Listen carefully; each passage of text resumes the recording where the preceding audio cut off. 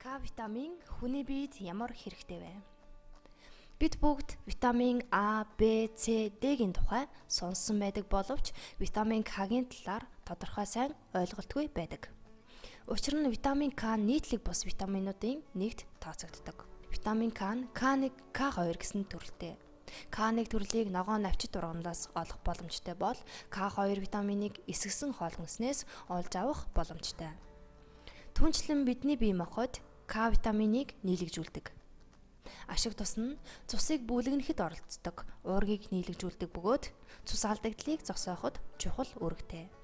К витамин дутагдах юм бол хүний бие амархан хөхөрч цус гарамтгай болдог.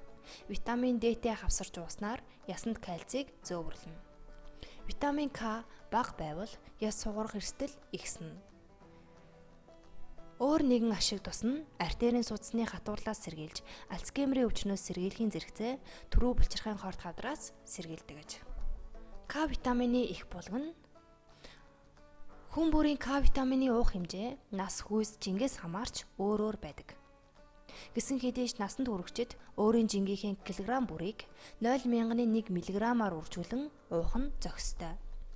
К витамины өдрийн тунгаа авахын тулд базилик, шардир, яншуй, гогод, мөн ногоон навчит ургамлууд, салаатны ногоонууд, брасаки ургамлууд, халуун ногоо болон шар бурцаг, оливын тос, хатаасан жимс, хэрээний нүд, ногоон гонд, даршилсан өргөст хэмэх, жууцай зэрэгээс авч болно.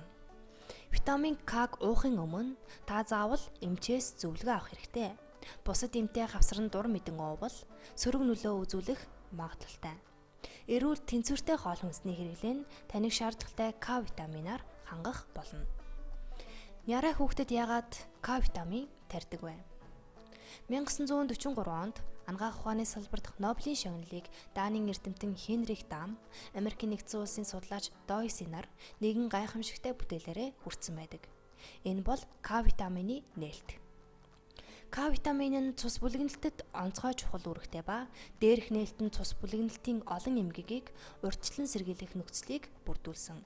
К витамин нь ихсийг нэвтэрч урагт бараг дамждаггүй. Хөхний сүгээр маш бага ялгардаг тул нярай хүүхдийн цуснд өчүүхэн бага хэмжээтэй байна. Энэ нь нярай хүүхдийг ямар нэгэн шалтгаангүйгээр цус алдахад хүргэдэг аюултай. Жишээлбэл хүүнээс хамраас цус алдаж болох ба хамгийн аюултай нь тархинд цус гарах нь тохиолдно. Үүнийг К витамин дутлалын цус алдалт гэнэ.